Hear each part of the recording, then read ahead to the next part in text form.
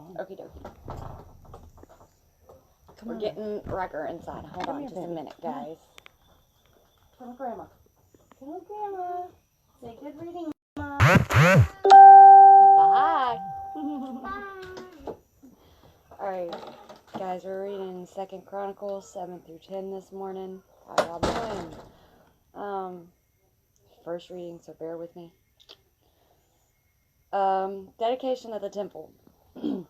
When Solomon finished praying, fire came down from the heaven and consumed the burnt offering and the sacrifices, and the glory of the Lord filled the temple. The priests could not enter the temple of the Lord because the glory of the Lord filled it. When all of the Israelites saw the fire coming down and the glory of the Lord above the temple, they knelt on the pavement with their faces to the ground as they worshipped and gave thanks to the Lord, saying, "He is good, his love endures forever." Then the king and all of the people offered sacrifices before the Lord, and King Solomon offered a sacrifice of 22,000 head of cattle and 120,000 sheep and goats. So the king of all the people dedicated to the temple of God. The priests took their positions, as did the Levites with the Lord's musical instruments, which King David had made for praising the Lord, and which were used as he gave thanks, saying, "His love endures forever." Opposite the Levites, priests blew their trumpets, and all of the Israelites were standing. Solomon consecrated the middle part of the courtyard in front of the temple of the Lord, and there he offered the burnt offerings and the fat of the fellowship offerings, because the bronze altar he had made could not hold the burnt offerings, the grain offerings, and the fat portion 7 days, and all Israel with him. Are we back? Think so. Now I don't even know where I was. So Solomon observed the festival at the time for 7 days, and all Israel with him, a vast assembly of people from the Lobo Hamath to the world Wadi of Egypt. On the 8th day they held an assembly, for they had celebrated the dedication for the altar for 7 days, and the festival for 7 days more. On the 23rd day of the 7th month he sent the people to their homes, joyful and glad in heart, for the good things the Lord had done for David and Solomon, and for his people Israel. When Solomon finished the temple of the Lord, the royal palace, and had succeeded in carrying out all he had in mind to do with the temple of the Lord and in his own palace, the Lord appeared to him at night and said, "I have heard your prayer and have chosen this place for myself as a temple for sacrifices. When I shut up the heavens so that there is no rain, or command locusts to devour the land, or send plague among my people, if my people who are called by my name will humble themselves and pray and seek my face and turn from their wicked ways, then I will hear from the heaven, and I will forgive their sin and will heal their land." Blech. Lot to say this morning. Now my eyes will open and my ears attentive to the prayers offered in this place. I have chosen and consecrated this temple so that my name may be there forever. My eyes and heart will always be there. As for you, if you walk before me faithfully as David your father did, and do all as I command and observe my decrees and my laws, I will establish your royal throne. As I covenanted with David your father, when I said, "You shall never fail to have a successor to rule over Israel." But if you turn away and forsake the decrees and commands that I have given you, and go off and serve other gods and worship them, then I will uproot Israel from my land, which I have given to them, and I will reject this temple I have consecrated for my name. I will make it a byword and an object of ridicule among all peoples. This temple will become a heap of rubble. All who pass by will be appalled and say, "Why has the Lord done such a thing to this land and to this temple?" People will answer, "Because they have forsaken the Lord and the God and their ancestors brought them out of Egypt and have embraced other gods, worshiping and serving them. That is why he brought all of this disaster on them." That kind of really makes me think of some of the things going on in today's world. Good morning, Tommy. Good morning, Cam. I would totally bring them on, but one little one is sleeping right now, and the other little one is happily playing on tummy time. And then the oldest one is being a little ornery this morning, and he's a camera hog, so.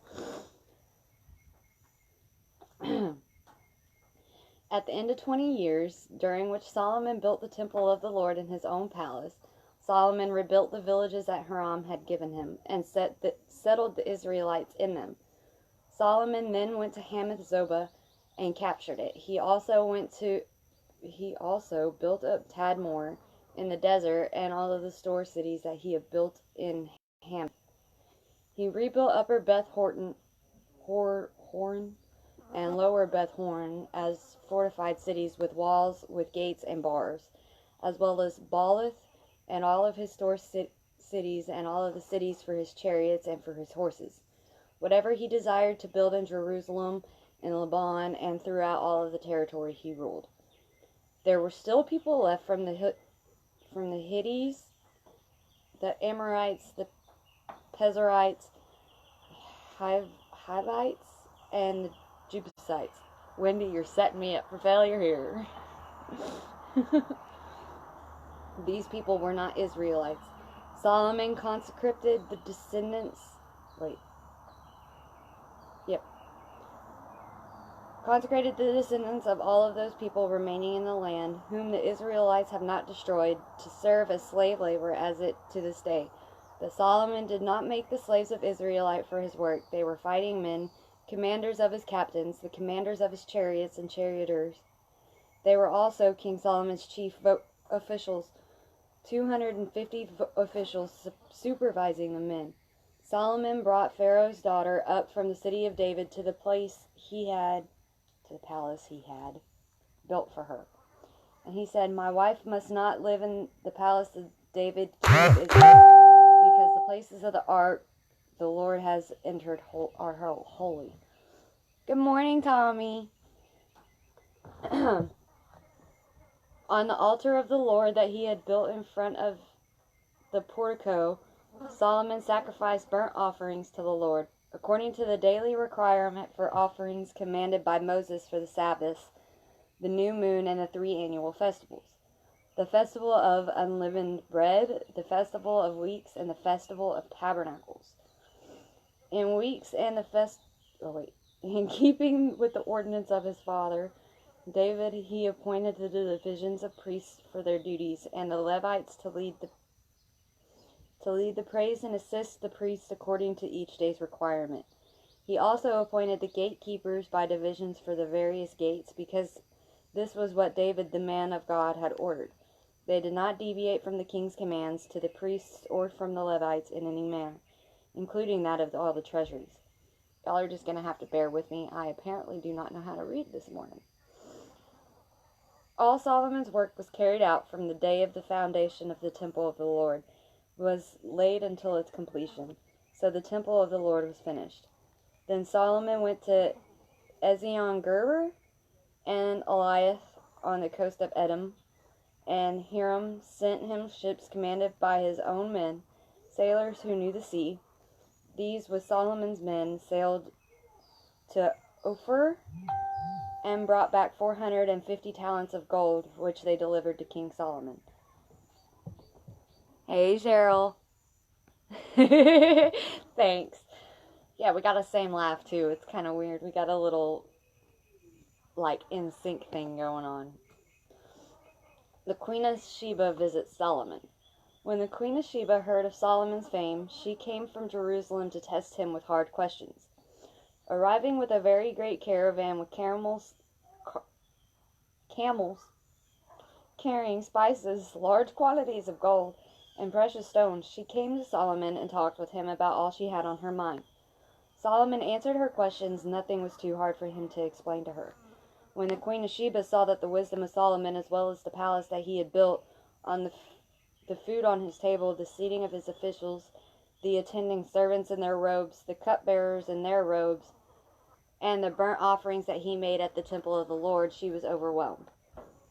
She said to the king, I heard in my own country about your achievements, and your wisdom is true, but I did not believe what they said until I came and saw with my own eyes. Indeed, not even half of the greatness of your wisdom was told to me. You have far exceeded the report that I heard. How happy your people must be. How happy your officials who continually stand before you and hear your wisdom. Praised be the Lord Praise be the Lord your God, who has delighted in you and replaced you on his throne as king to rule for the Lord your God. Because of the love your God of Israel, his desire to uphold them forever, he has made you king over them, maintain justice and righteousness. Then she gave the king 120 talents of gold, large quantities of spices, and of precious stones.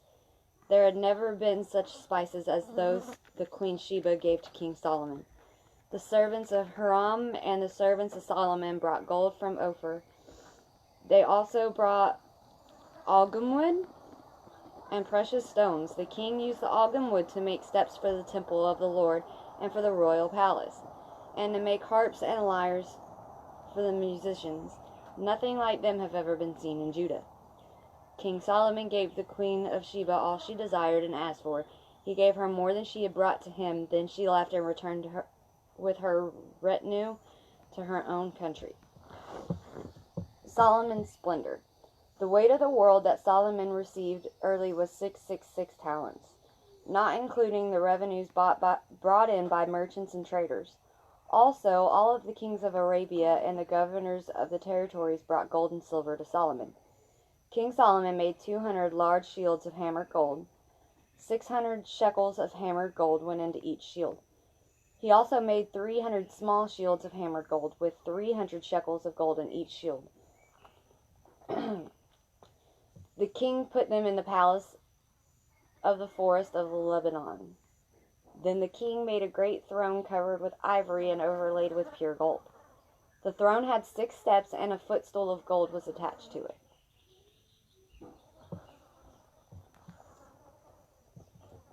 On both sides of the seat were armrests with a lion standing beside each of them.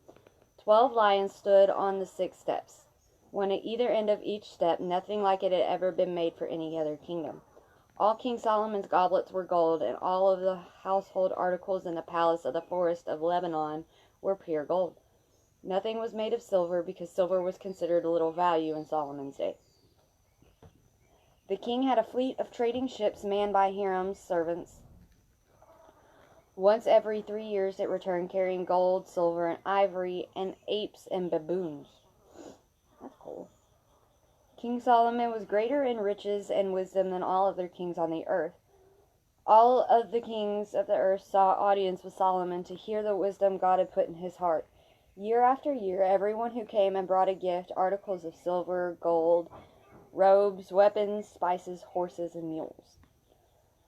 Solomon had 4,000 stalls for horses and chariots, 12,000 horses, which he kept in the chariot cities, and also with him in Jerusalem. He ruled over all the kings from the Euphrates River to the land of the Philistines, as far as the border of Egypt. The king made silver as common in Jerusalem as stones, and cedar as plentiful as sycamore fig trees. In the foothills, Solomon's horses were imported from Egypt and from all over countries.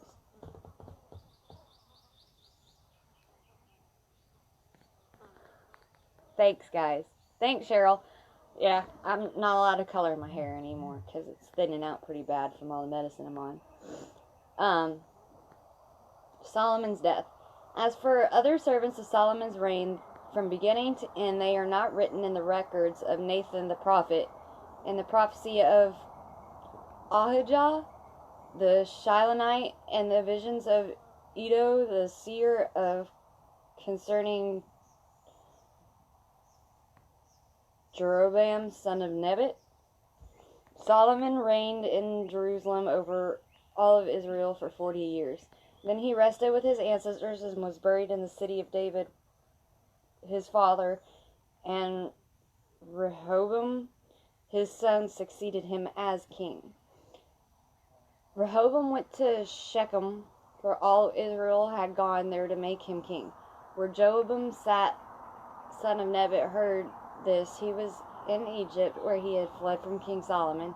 He returned from Egypt, so that they sent for Jeroboam, and he and all of Israel went to Rehoboam and said to him, "Your father put a heavy yoke on us, but now Lighten the harsh labor and the heavy yoke he put on us. We will serve you." Rehoboam answered, "Come back to me in 3 days." So the people went away. Then King Rehoboam consulted the elders who had served his father Solomon during his lifetime. "How would you advise me to answer these people?" he asked. They replied, "If you will be kind these people and please them and give them the favorable answer, they will always be your servants."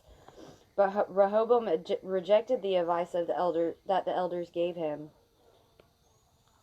and consulted the young men who had grown up with him and were serving him. He asked them, "What is your advice?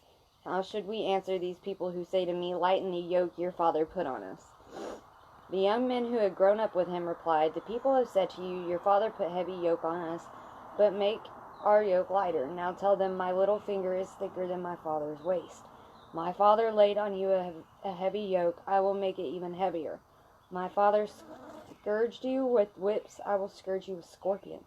Oh.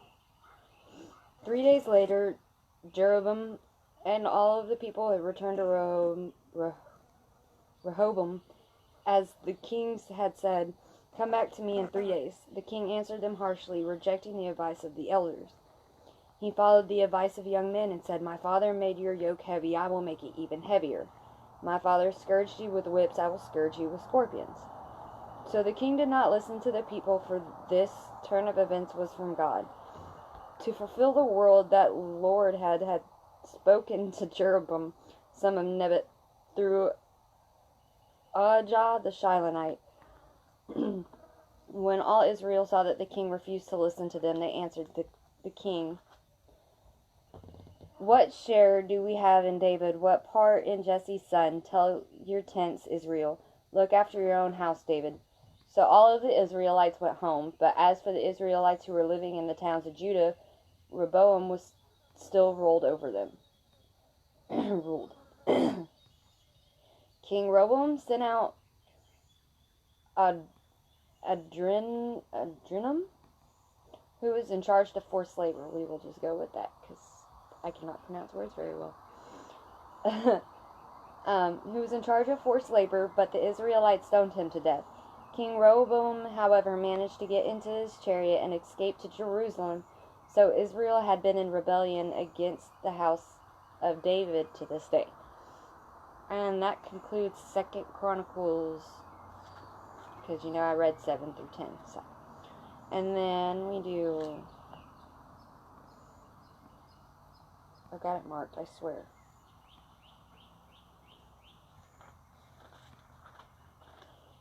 And then it was Psalm 94,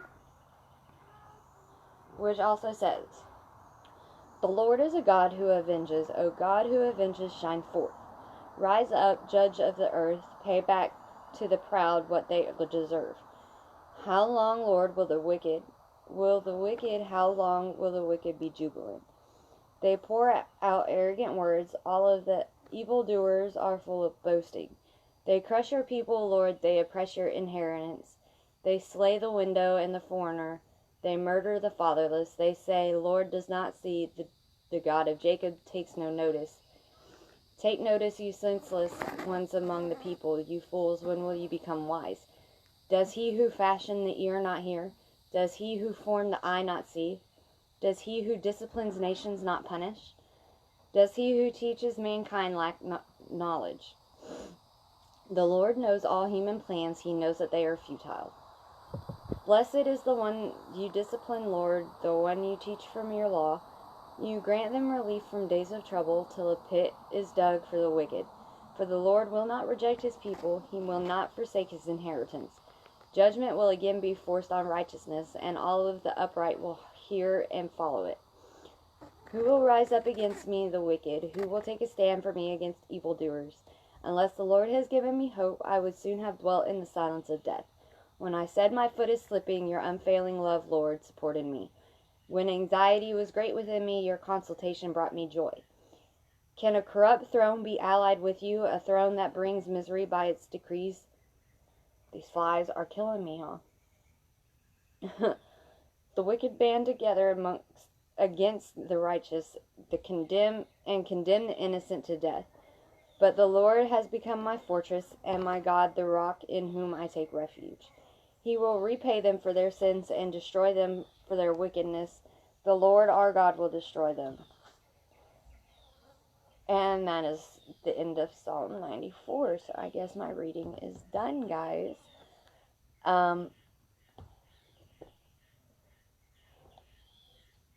I will probably be posting pictures and videos for those of you that want to see the girls later. I'll do some live for you guys to see the girls. I know you guys are all dying to see them because this stupid COVID had to happen. So we haven't been able to join you guys in a public setting for church, which I really miss, y'all, by the way. Yeah, so good morning. I hope you guys enjoyed my first reading. I guess I'll be doing a little bit more of these. I hope you guys have a great day, and I hope you guys enjoyed it.